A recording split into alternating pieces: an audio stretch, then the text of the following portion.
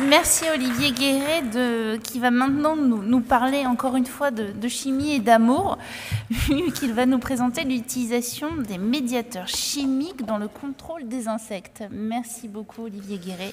Et 10 minutes. Je vais essayer, ce sera dur, mais bon. Merci. Juste un petit mot d'introduction. Je voudrais dédier cette présentation à Christian Colette, qui était l'ancien directeur de la R&D du groupe Arkema, qui était le premier groupe chimique français, et qui est décédé l'an dernier. Alors, beaucoup d'entre vous peuvent le connaître ou l'avoir connu, et peu savent qu'en fait, il était d'origine d'une famille agricole, en fait, et que pendant longtemps, en dirigeant la recherche d'Arkema, il a conduit la ferme de la famille. Donc, c'est tout à fait possible de faire de l'agriculture et de la chimie à très haut niveau. Il n'y a pas d'empêchement. Alors, la présentation que je fais est un peu plus concrète.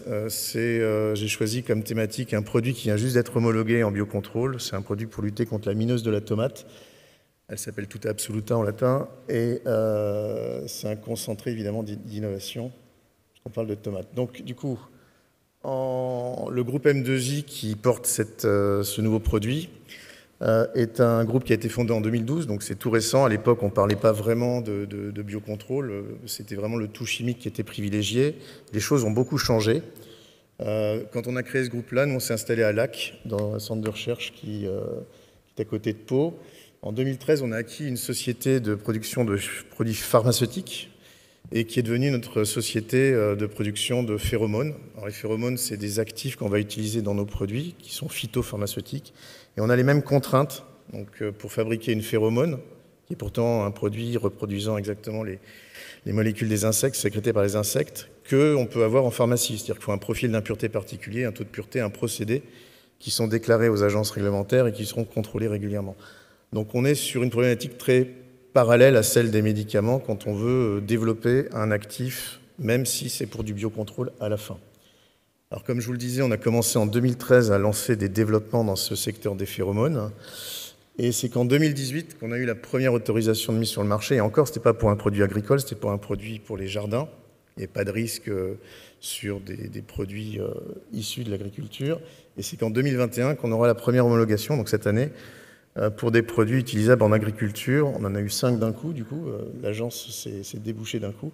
Et on a eu donc un produit sur la vigne, un produit sur les noyers, un autre sur les pêchers, et enfin un produit sur la tomate qui vient juste de sortir. Ça illustre que le processus de mise au marché d'un nouveau produit, il est long. Alors, pas aussi long que pour un produit insecticide traditionnel. Là, on a 5 à 8 ans de développement derrière nous. Mais ça montre que dans nos équipes, on a besoin, en premier lieu, d'avoir un site de recherche qui recherche les financements. Donc ça, c'est le siège. Et je pense que même les chercheurs académiques pourront témoigner auprès des étudiants qui sont ici ou des jeunes qu'une grande partie de leur temps est aussi dédiée à trouver le financement de la recherche. L'innovation ne peut être faite que si les financements sont derrière. Donc on a une équipe qui s'occupe que de ça et qui est basée à Paris. À côté de ça, on a des équipes qui sont sur 3 sites en France. On n'est que basé en France. Donc à Lac, j'en ai parlé, la recherche. À Salins-de-Giraud, donc le site de production de produits phytopharmaceutiques. Et à Parnac, le produit de conditionnement. Alors, pourquoi je mets cette carte de France? Simplement pour illustrer qu'on a des compétences très diverses pour aboutir à un produit fini en biocontrôle. On a de la chimie de synthèse pour faire des phéromones, évidemment, mais il faut les analyser. Donc, on a des spécialistes de l'analyse des impuretés. On a des physico-chimistes qui vont mettre au point des formulations, d'autres qui vont étudier les problématiques de stabilité des produits. Tout ça, ça va être fait pour travailler ensuite avec des agronomes sous l'œil vigilant des entomologistes qui expliquent un peu quels sont les cycles de l'insecte et comment bien positionner les produits par rapport à la logique de l'insecte.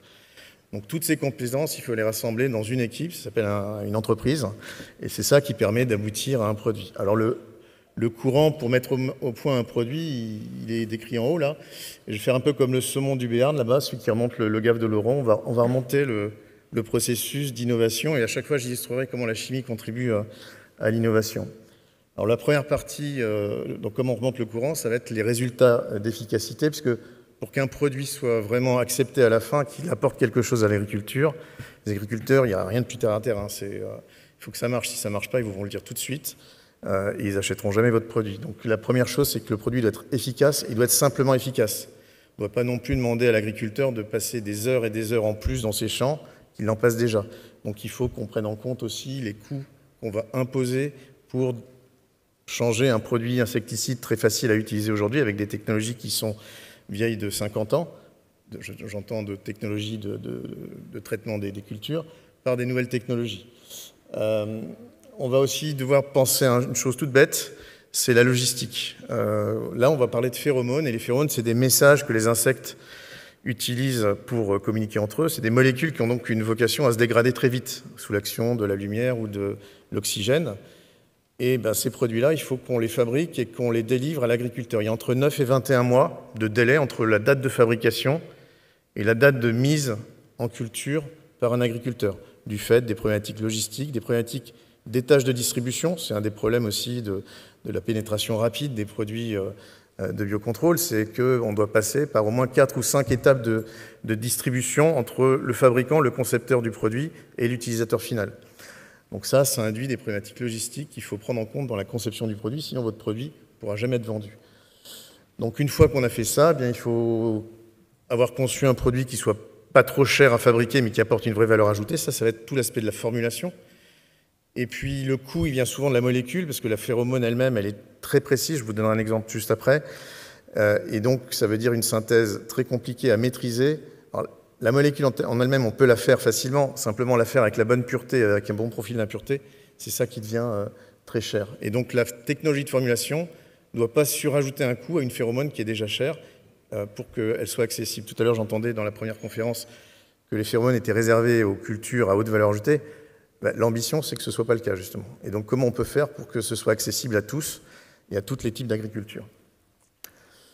Alors d'abord, est-ce que le produit qu'on a mis au point pour lutter contre la mineuse de la tomate est efficace? Bon, pour vous illustrer un peu le processus qu'on a réglementairement, ici, j'ai mis plein d'essais qu'on a fait. Alors, chaque case, là, représente 5, 6, 7 essais dans différentes conditions. Des conditions climatiques, des conditions géographiques, des conditions de pression, des conditions de pratiques culturelles différentes. Et en vert, vous avez un produit concurrent, un produit japonais qui est fait de diffuseurs en plastique, et en rouge, le produit qu'on a mis au point. Alors, bon, vous voyez à peu près, on est systématiquement un peu meilleur que le produit concurrent, mais c'est déjà un résultat fondamental parce que grâce aux technologies de formulation, donc toute la physico-chimique qu'on a pu mettre en place, on a réussi à diminuer la dose de phéromones entre la référence existante et notre produit d'à peu près 50%. Pour contrôler l'insecte par confusion sexuelle, les produits actuels sur le marché utilisent environ 60 grammes de phéromones par hectare de tomates par trimestre. On a réussi à développer un produit qui fonctionne à 30 grammes, donc 2 fois moins. Donc ça, c'est déjà une première évidence de l'intérêt des technologies qu'on a pu mettre en place. Et l'autre évidence, c'est quand on utilise ça dans des conditions de très forte pression. Alors de très forte pression, cet insecte qui s'appelle Tuta absoluta, parce que quand il vient sur les champs de tomates, il détruit tout, si on ne fait rien, si on ne traite pas avec des insecticides, etc. Donc c'est vraiment un ravageur très très prolifique. Et il faut être capable de contrer ces fortes pressions, et ces essais-là montrent qu'on est capable de maîtriser les dégâts tant sur les tiges et les feuilles que sur les fruits. Alors, les fortes pressions, ça fait un peu le lien avec les conférences précédentes. En fait, elles se sont développées pour 2 raisons. La première chose qui est artificielle dans l'agriculture, c'est l'agriculture elle-même. Et plus on la rend intensive, plus on crée des biotopes qui sont favorables au développement des maladies ou à la propagation des insectes. Ça, renforcé par le transport des marchandises, etc., on comprend que l'insecte, face à ces biotopes hyper riches, va avoir envie de se développer vraiment beaucoup. En plus, quand on est dans des tomates sous serre, on s'affranchit des problèmes climatiques. Dans nos régions, on a l'avantage d'avoir un hiver qui peut nettoyer un peu les parcelles, mais quand on est sous serre, il n'y a pas d'hiver qui nettoie les parcelles. Toute la saison, les insectes peuvent se reproduire et multiplier et croître. Alors évidemment, devant cet insecte très prolifique, qui est arrivé à peu près vers les années 2005-2010 massivement en Europe, la première solution, c'était d'utiliser les insecticides qui étaient disponibles. Il y en avait beaucoup plus à l'époque. Aujourd'hui, il n'y en a plus que 4. Il y a les molécules qui sont ici. Il y en a 3 qui sont d'origine chimique et une qui est fabriquée par un procédé de biosynthèse, par fermentation. Bon, mais tous ces produits-là ont pour principe, comme paradigme, d'éradiquer le problème. On veut éradiquer la population d'insectes qui envahit la serre.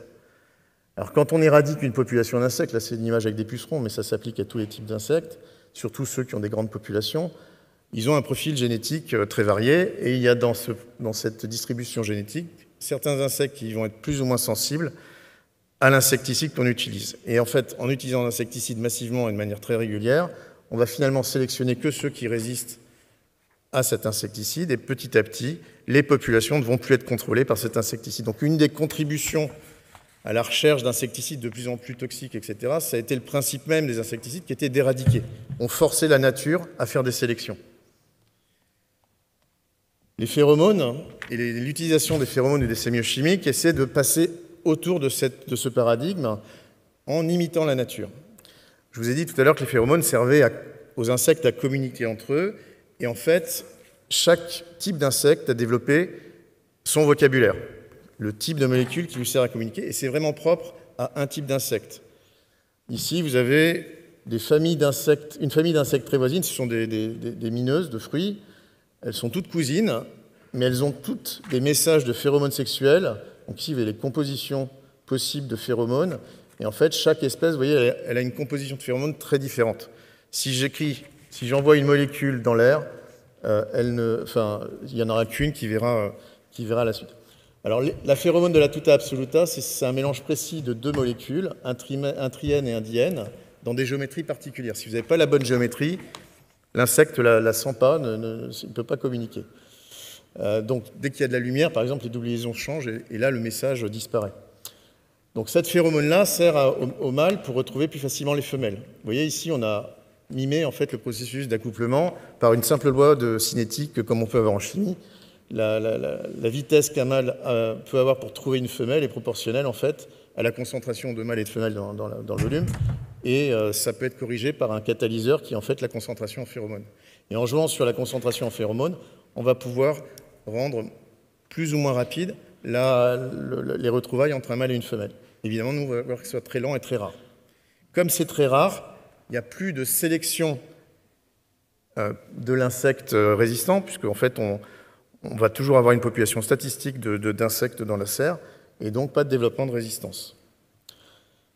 Donc le produit qu'on a mis au point permet de délivrer entre 340 mg et 500 mg de phéromones par hectare de serre. Une serre, ça va être à peu près 30 000 m3 par hectare.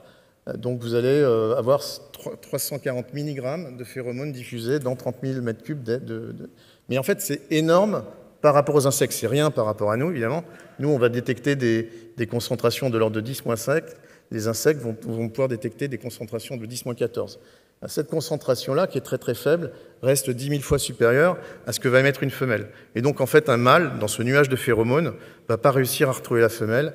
Et donc, c'est pour ça que les pontes sont moins fréquentes. S'il y a moins de pontes, il y a moins de chenilles, et donc il y a moins de dégâts. Alors, on a réussi à faire un produit qui permettait de ne l'appliquer qu'une fois tous les trimestres, grâce à une nouvelle technologie d'encapsulation. Technologie qui d'abord va être déposée dans les serres au moyen de petits points. On fait 700 points par serre, donc c'est posé à la main au moyen d'une petite bombe qui est rechargeable. Et cette pâte qui diffuse la phéromone une fois qu'elle est sèche est fabriquée par un procédé qui est décrit ici, qui consiste à encapsuler la phéromone dans une coquille de polymère amphiphylle. Donc là, j'utilise des mots chimiques, vous voyez, amphiphylle. Donc on a de l'eau, on a un polymère amphiphylle qui va structurer l'eau et qui a forcé la phéromone et son environnement à se diviser en toutes petites particules micrométriques. Et donc on va obtenir une phéromone encapsulée dans ces particules, dispersée dans l'eau.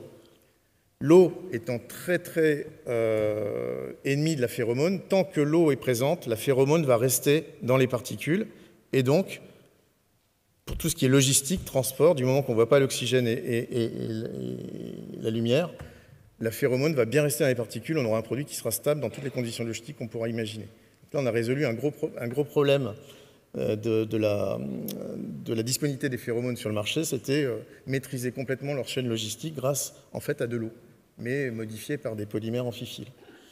Alors ici, vous avez une photographie microscopique des films de capsules qu'on obtient, et qui vont ensuite diffuser les phéromones pendant 90 jours. Alors le packaging est lui-même source d'innovation. Vous voyez, on s'est inspiré des packagings qui sont faits dans les compotes pour développer le packaging de notre formulation qui se présente comme une compote en fait, et qui est un packaging fait d'un film tricouche avec un intérieur en polyéthylène, une couche d'aluminium, une couche de PET. Ça a l'air simple comme ça. Il y a des centaines de milliers de chimistes, certainement depuis le temps, qui ont travaillé à mettre au point ça. Il fallait mettre au point tous les polymères et s'assurer de la cohésion entre les différentes phases. Donc là aussi, il y a beaucoup de chimie pour arriver à mettre au point le packaging du produit fini. Voilà, et puis bon, on va quand même un peu parler de chimie. La molécule, je vous ai dit que la phéromone, c'est un mélange de deux molécules, indienne et intrienne, dans un rapport 90-10. Ça, c'est la première partie du projet qu'on a développé il y a 5-6 ans. On a imaginé une voie de synthèse originale qui permettait de raccourcir significativement le procédé de fabrication par rapport à ce que font nos concurrents asiatiques. Grâce à ça, en faisant une synthèse one pot avec un couplage catalytique, on arrive à produire directement le mélange précis des deux molécules dont a besoin l'insecte pour se repérer. Et on l'a avec des puretés qui sont supérieures à 92% et surtout des excès isomériques qui sont supérieurs à 99%. Donc ça a été fait en 2015 et le produit est arrivé sur le marché en 2021. Donc vous voyez que grâce à la chimie, pour préparer des produits de contrôle, on peut le faire vite, plus vite que des produits traditionnels. Ce qui est un peu incertain, c'est la durée d'homologation par les agences réglementaires. C'est très variable. Ça dépend de la saison et de la lune, probablement. On est capable de développer, grâce à toutes nos connaissances de chimie, depuis la synthèse jusqu'à l'analytique, la physico-chimie, la toxicologie, des produits qui vont être pratiques à appliquer, adaptés à tout type de culture. On pense déjà sur les futures évolutions réglementaires. Nos produits sont biodégradables et ne laissent pas de microplastiques dans les champs, donc ça fait partie du processus qu'on doit mettre en avant de l'innovation. Qu'est-ce qui va être la prochaine barrière pour mettre un produit sur le marché? Et on annonce déjà le retrait des plastiques de toute application agricole, donc on a déjà anticipé là-dessus. Notre produit va bien sûr être autorisé en bio, pas de résidus, pas d'intrants, mais ça reste de la chimie. C'est de la chimie de synthèse, la phéromone est une molécule de synthèse. Simplement, c'est une synthèse qui permet d'éviter d'avoir à traire 30 milliards d'insectes pour obtenir les 30 grammes de phéromones dont j'ai besoin tous les trimestres. Voilà, donc je vous remercie pour votre attention. Merci beaucoup.